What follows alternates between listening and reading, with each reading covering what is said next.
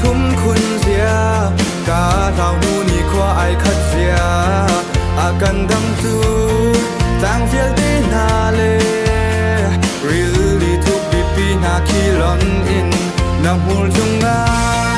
rak I fu ni lo thing lung in ka rak chen ta bu nang he jung zai chan mang ka tu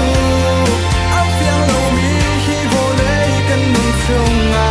fiel le lo na ram a nang he jung zai yang ji ka tu bi sum ni ngat nu